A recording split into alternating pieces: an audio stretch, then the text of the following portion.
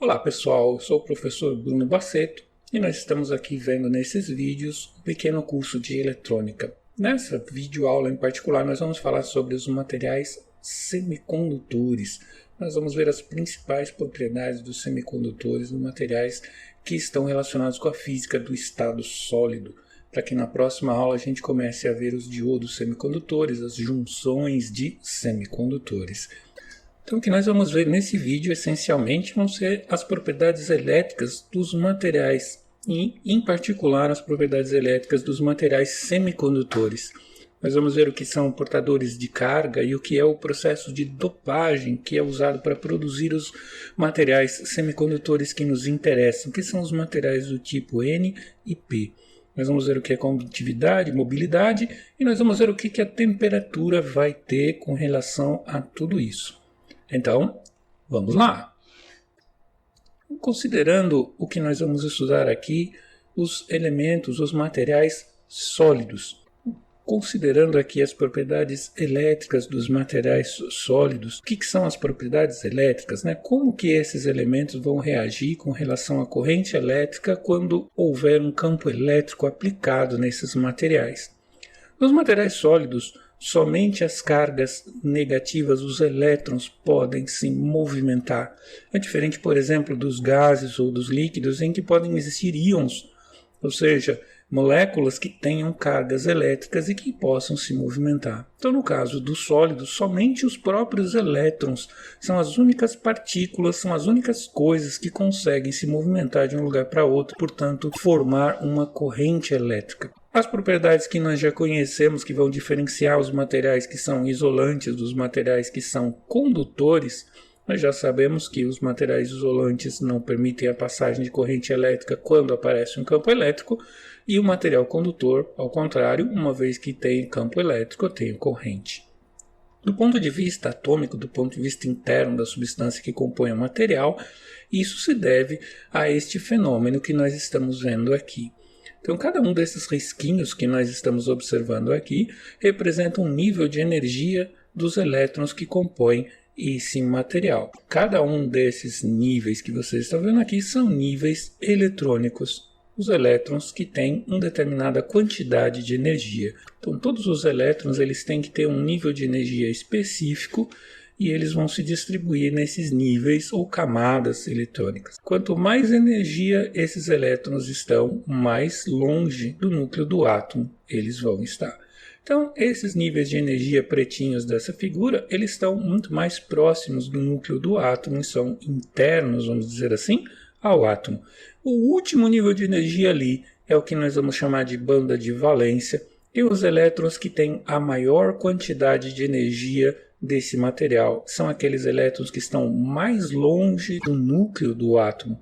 Então são esses elétrons que vão se relacionar diretamente com o mundo que existe fora do átomo.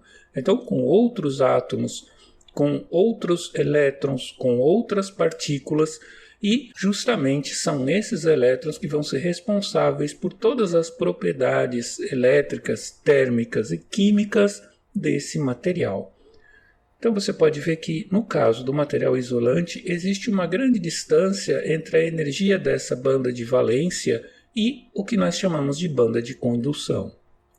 Então você vai ver nesse nível de energia aí azulzinho, tudo que existe para cima dessa banda de condução é energia livre, que os elétrons podem assumir à vontade. Nesse caso, eles estariam livres do átomo e poderiam circular por dentro do sólido. Então você pode ver que no caso do material isolante, existe uma diferença de energia significativa entre esses dois níveis. Não é fácil que um desses elétrons que esteja na camada de valência adquira essa energia necessária para entrar na camada de condução e, portanto, sair andando e criar uma corrente elétrica dentro desse material.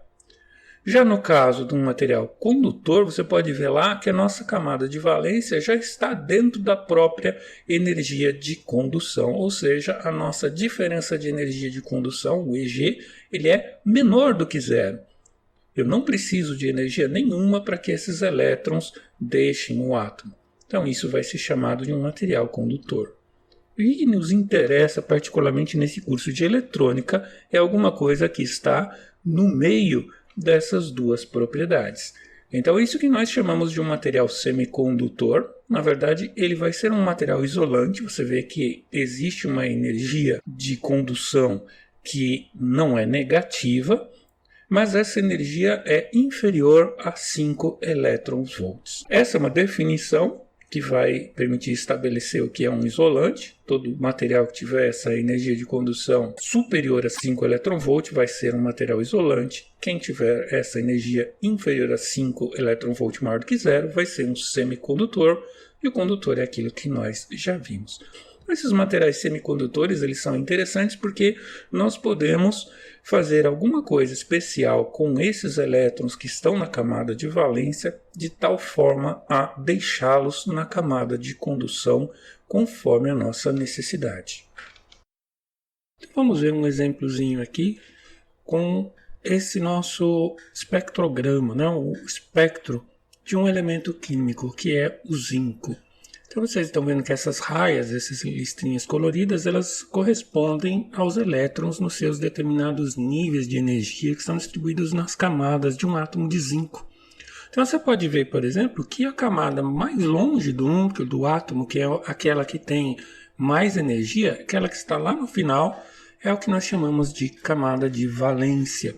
Justamente porque esses elétrons, por eles estarem mais longe do núcleo e terem mais energia, são eles que vão interagir com outros átomos e com outras coisas que estão fora do átomo. Então eles vão ser responsáveis pelos fenômenos químicos e também pelos fenômenos elétricos. Nós sabemos que o zinco é um bom condutor de eletricidade, ele é um metal. Nós podemos comparar o zinco com um material semicondutor, por exemplo, o germânio. O germânio que você está vendo aí, ele tem o mesmo número de camadas eletrônicas que o zinco, só que você olha que a camada de valência dele, que está ali no finalzinho, né, ela tem uma quantidade de energia bem menor do que a camada de valência do zinco, como a gente pode ver nesse exemplo. Nos dois materiais, a gente pode imaginar que existe uma determinada quantidade de energia necessária para fazer com que os elétrons se movimentem, que eles saiam do átomo e eles passem a se movimentar e criar uma corrente elétrica. Isso é o que a gente conhece como banda de condução, esse nível de energia que permite que esses elétrons saiam dos seus átomos e passem a andar dentro do material. Então aí você observa que no caso do zinco, os elétrons que estão na camada de valência, eles já estão acima da banda de condução. Então esses elétrons eles podem já se movimentar, eles já são por si só elétrons livres. Justamente por isso que o zinco é um excelente condutor de eletricidade, de calor. Por outro lado, no caso do germânio, você vê que existe uma distância significativa entre a energia dos elétrons que estão na sua camada de valência e a banda de condução. Essa distância, esse gap, impedem que esses elétrons sejam facilmente removidos desse átomo. O que vai acontecer é que o germânio ele se comporta como se ele fosse um isolante. É óbvio que se você fornecer energia suficiente, se você tiver um campo elétrico suficientemente forte, esses elétrons vão ser arrancados do átomo. Obviamente, no caso do zinco, você não precisa de praticamente nenhuma energia. Na verdade, eles já estão acima da banda de condução, a quantidade de energia que eles têm. Portanto, esse é um material condutor. O germânio, nessas circunstâncias, ele é um material que se comporta como um isolante. Falando então dos semicondutores, pessoal, se a gente olhar a nossa tabela periódica dos elementos, que reúne todos os elementos químicos conhecidos, nós vamos ver aqui que eles são agrupados segundo as suas propriedades. A maior quantidade de elementos que a gente tem aqui são os metais, são esses elementos que estão em amarelo. Todos eles são bons condutores de eletricidade, bons condutores de calor.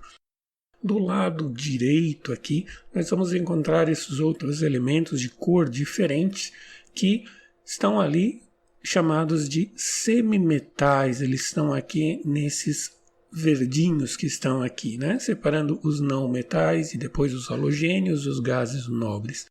São esses elementos aqui, os semimetais, que nos interessam, que vão ter as propriedades que nós chamamos de semicondutores. Em particular, o silício, que é um dos elementos mais importantes na eletrônica hoje. O material semicondutor mais utilizado em eletrônica é o silício. O silício é um material semicondutor que nós vimos anteriormente e ele é sólido na temperatura ambiente, ele forma cristais como esses que vocês estão vendo aí. Então, cada bolinha dessa, um átomo de silício, ele se relaciona quimicamente com 4 dos seus vizinhos. Então, ele forma uma estrutura sólida na forma de um cristal. Nós podemos pensar nesse cristal como sendo o que se chama de um cristal monocristalino, né? Vamos imaginar que esse quadrado aqui seja um cristal de silício e as propriedades elétricas desse material elas não são interessantes porque ele não vai conter cargas móveis ali dentro. Então, um cristal puro de silício, é o que nós vamos chamar de um cristal intrínseco, não contém essas cargas que podem se movimentar e, portanto, ele não vai apresentar propriedades elétricas. Na verdade, não é bem isso que acontece. Nenhum cristal, nenhum material, ele é realmente perfeito. Então, o que vai acontecer na maior parte dos casos é isso que você está vendo. Vão existir elétrons livres aí que são derivados de imperfeições no cristal. Eles são em número muito pequeno para serem considerados de forma séria do ponto de vista elétrico, né? Eles conseguem se movimentar pelo cristal aleatoriamente e eles vão reagir a um campo elétrico externo se você colocar nesse cara, mas o que vai acontecer vai aparecer uma corrente elétrica muito pequenina. Esses elétrons que vocês estão vendo aí, que são elétrons livres, nós vamos chamar de portadores minoritários de carga elétrica. Então eles existem naturalmente dentro do cristal de silício devido a imperfeições. Então isso seria um cristal de silício intrínseco. Ele não foi alterado, ele está na forma como se apresenta na natureza. Nós podemos alterar as propriedades do silício, né? Por exemplo, se nós pegarmos esse cristal intrínseco que nós vimos e nós podemos adicionar de propósito impurezas. Então, por exemplo, a gente pode colocar aqui dentro um átomo de fósforo. Então, esse átomo de fósforo ele foi deliberadamente introduzido dentro da estrutura cristalina do silício. Quando esse átomo de fósforo é introduzido, ele tem 5 elétrons na sua camada de valência. 4 desses elétrons vão ser semelhantes ao silício, que vão acabar estabelecendo reações covalentes entre os átomos da estrutura cristalina e o fósforo vai ser integrado dentro dessa estrutura como se ele fosse um átomo de silício. Só que, você contar, falta um elétron. O quinto elétron desse átomo ele vai estar automaticamente naquela banda que nós falamos, que é a banda de condução. Ele vai ter mais energia do que os outros elétrons, porque ele vai estar sobrando. Ele está em uma posição em que ele pode se movimentar. Ele não está preso à estrutura cristalina, ele pode se movimentar. Ele pode sair do átomo de fósforo e ele pode mover-se para o átomo vizinho e desse átomo vizinho para outro vizinho. Ele pode eventualmente retornar ao átomo de fósforo, mas a princípio ele não tem nenhuma relação muito forte com o átomo original. Ele se torna um elétron livre. O que vai acontecer que com esse átomo de fósforo, obviamente, ele vai resultar em uma carga positiva, porque se ele tinha um elétron e esse elétron foi embora, houve um desbalanço de carga localizado onde está esse átomo de fósforo. Então, aquela região onde ele estava se tornou positiva.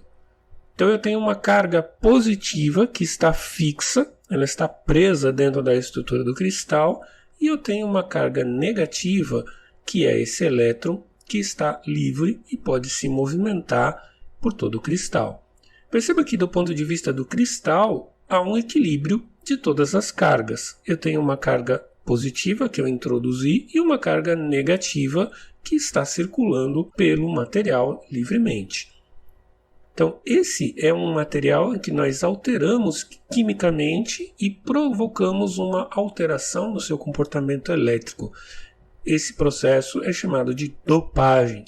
E esse cristal que nós estamos vendo agora é um cristal chamado de extrínseco. Ele foi alterado deliberadamente.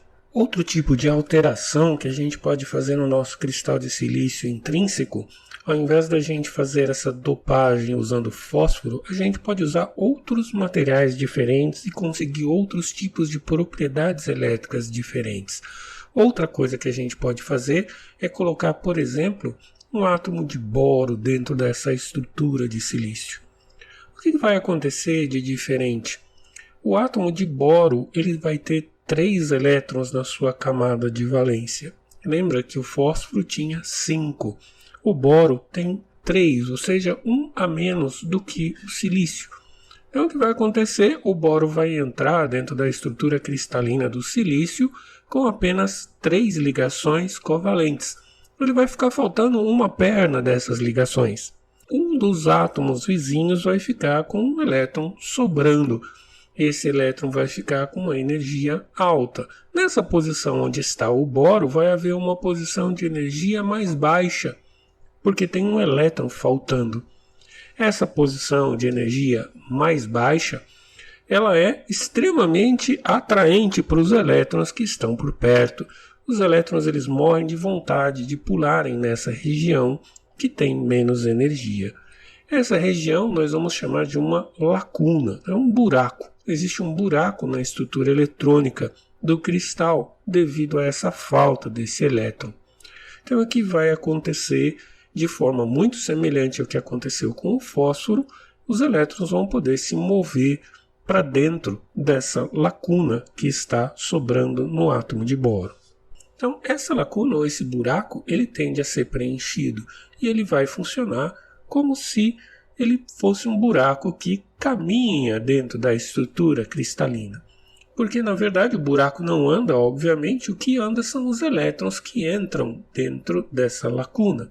Então, de alguma forma, um elétron de mais alta energia de um determinado átomo de silício ou das próprias impurezas, como o boro, pula para dentro da lacuna. Isso faz com que a lacuna aparentemente se movimente na direção contrária da onde veio o elétron. E isso funciona exatamente como se fosse uma carga positiva. Lembre-se que não existem cargas positivas que se movimentam dentro de estruturas sólidas, mas nesse caso, o que está acontecendo é que um elétron está ocupando uma posição vaga, e essa posição vaga, ela aparentemente tem a carga contrária de um elétron, porque ela sempre se movimenta no sentido contrário de um elétron. Então, essa lacuna também funciona como um portador de carga livre. Nesse caso, um portador de carga positiva. Então, nós tivemos o mesmo tipo de fenômeno introduzindo um átomo de fósforo, fazendo uma dopagem com fósforo, e um átomo de boro, fazendo uma dopagem com boro. No entanto, o efeito elétrico que foi conseguido, ele é complementar. Em um dos casos eu consegui um portador de carga negativo, no outro caso eu consegui criar uma espécie de portador de carga positivo, que nós vamos chamar de uma lacuna. Partindo então do nosso cristal de silício intrínseco, nós vamos dopar esse cristal não somente com um átomo de fósforo, mas com vários átomos de fósforo. Então esse processo, como você viu, cada átomo de fósforo vai acrescentar um elétron livre na estrutura cristalina, mas vamos acabar terminando esse processo com um monte de elétrons livres que podem circular por todo o volume do sólido do cristal. Esses portadores que nós introduzimos aí, esses elétrons que agora podem andar, vão alterar essa propriedade elétrica desse cristal. Ele se torna agora muito mais semelhante a um material condutor do que ele era antes, que ele era praticamente um material isolante. Esse tipo de material que nós colocamos de propósito um monte de cargas negativas dentro dele vai ser chamado de um material semicondutor do tipo N. O N justamente vem da carga dos portadores que nós colocamos negativa. No caso, nós temos um monte de elétrons agora que vão ser chamados de portadores majoritários. Lembre-se que quando nós tínhamos o cristal intrínseco, ainda assim nós tínhamos portadores minoritários, eram pouquinhos portadores de carga que existiam devido a imperfeições naturais do cristal. Agora nós criamos imperfeições artificialmente e nós colocamos um monte de portadores que nós estamos chamando de portadores majoritários, justamente porque eles estão em maior número. De forma totalmente análoga, a gente pode dopar o nosso cristal de silício intrínseco usando boro ao invés de fósforo. Então aqui, para cada átomo de boro que nós introduzirmos na estrutura cristalina, vai aparecer uma falta de um elétron, uma deficiência eletrônica em cada uma dessas posições. Como nós vimos, essas posições vão dar origem a lacunas, que se assemelham a partículas de carga positiva que podem se movimentar pelo cristal. Lembre-se que as lacunas elas não se movimentam, né? A única coisa que se movimenta dentro de um material sólido são os elétrons. No caso, as lacunas são o lugar que um elétron pula para dentro e, de uma certa forma, o buraco parece andar na direção contrária do elétron e parece ter carga positiva, como nós vimos antes. Então, nesse caso, esse material que nós construímos artificialmente se chama um material semicondutor do tipo P. O P dos portadores de carga positiva, as lacunas que nós introduzimos dentro desse material. Agora, os portadores majoritários são as lacunas, ou seja, os portadores de carga positiva. Se nós observarmos esse nosso cristal de silício extrínseco, no caso aqui um cristal com material do tipo N, nós vamos ver que os elétrons livres eles se movimentam aleatoriamente, indo em todas as direções e ocupando todo o cristal, todo o volume do cristal. Por isso a gente não observa o fluxo de corrente elétrica, porque esses elétrons estão se movimentando em todas as direções. Então, a corrente elétrica total que se movimenta nesse cristal sem a existência de um campo elétrico externo é zero. E essa velocidade que os elétrons se movimentam depende diretamente da temperatura. Então, se a gente aumentar a temperatura, a velocidade de movimentação dos elétrons vai aumentar da mesma forma. Então, existe uma relação direta entre a velocidade dos elétrons e a temperatura em que o cristal se encontra. E se a gente considerar aqui o nosso cristal extrínseco, nosso material semicondutor do tipo N, a uma determinada temperatura constante, mas agora a gente vai colocar aqui um campo elétrico, um nível de tensão, uma diferença de potencial entre dois pontos desse cristal de silício. Você está vendo que vai acontecer, vai haver uma força movimentando esses elétrons e agora sim você vai observar o fluxo de uma corrente elétrica. Você está vendo que os elétrons estão se movimentando na direção do campo. E aí, se nós aumentarmos esse valor de tensão, nós vamos aumentar proporcionalmente a velocidade dos portadores majoritários. Vai acontecer, vai aumentar proporcionalmente a corrente elétrica. Se a gente continuar aumentando a tensão, a velocidade vai continuar aumentando de forma proporcional. Se a gente reduzir a tensão, a corrente também vai ser reduzida de forma proporcional. Inclusive, se a gente inverter a tensão, o sentido da corrente vai ser invertido. Da mesma forma, os portadores vão se mover na outra direção. Então vamos considerar as propriedades elétricas desse dispositivo semicondutor que nós acabamos de criar. A gente viu que quando aplicamos um campo elétrico em cima desse dispositivo, surge uma corrente elétrica. E essa corrente elétrica ela é proporcional ao valor da tensão que é aplicada. Então, se eu aumento a tensão, a corrente aumenta de forma linear.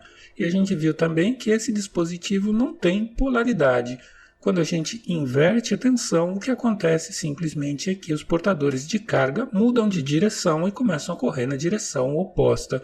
Então, se eu usar uma tensão negativa nesse gráfico, nós vamos obter também uma corrente negativa. Nós continuamos com essa relação linear entre a tensão e a corrente, e você já sabe o que é isso. Isso é um resistor.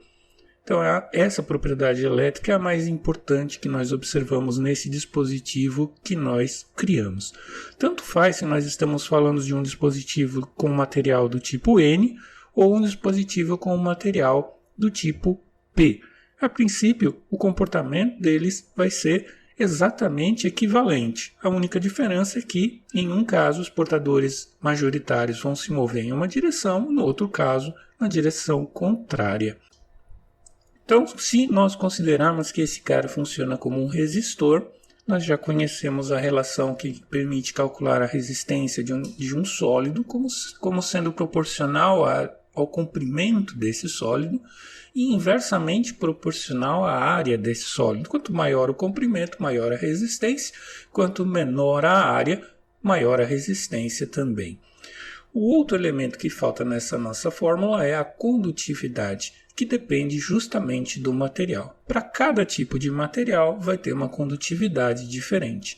No caso dos materiais semicondutores, essa condutividade ela vai ser dada pela condutividade dos materiais, que vai depender de ser um material N ou de um material P. Então, a soma dessas condutividades vai dar a condutividade do material. É óbvio que se você considerar um material que seja um material do tipo N, praticamente a condutividade N, o sigma N, vai existir, o sigma P vai ser muito pequeno e vice-versa, né? Se tivermos um material do tipo P, vai acontecer o contrário.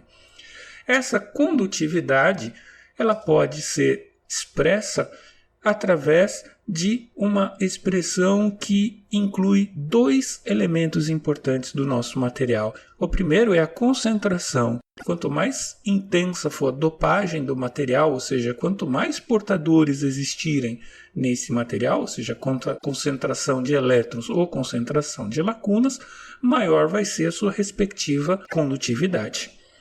O outro lado é o que nós chamamos de mobilidade, que é o que vai caracterizar a capacidade desses portadores se movimentarem dentro do cristal.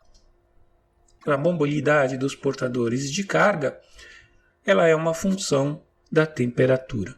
Então, nós vimos, tanto faz na mobilidade tanto dos elétrons quanto das lacunas, ela vai crescer quando a temperatura cresce e ela vai diminuir quando a temperatura diminui. Ele é muito dependente da temperatura, ou seja, pequenas variações de temperatura vão produzir grandes variações na mobilidade. Essa mobilidade depende de vários outros fatores também, né? Mas o que interessa para nós nesse momento é a temperatura. Outra coisa que a gente precisa observar é que a mobilidade dos elétrons é sempre maior do que a mobilidade das lacunas. Então, não vamos esquecer que as lacunas, na verdade, não existem, né? São buracos que são preenchidos por elétrons. Eles funcionam como se fossem partículas positivas. Na verdade, elas não são. Essa é uma abstração. Então, no caso aqui, se nós calcularmos uma mobilidade para essas lacunas, ela sempre vai ser menor do que a mobilidade dos elétrons. Isso, na prática, significa que, mantendo-se a mesma temperatura e a mesma concentração de elétrons e de lacunas, a mobilidade dos elétrons vai ser maior do que a mobilidade das lacunas. Quando você não quer que isso aconteça, o que você vai fazer para manter a mesma condutividade? Você vai aumentar a concentração de lacunas para contrabalancear esse efeito.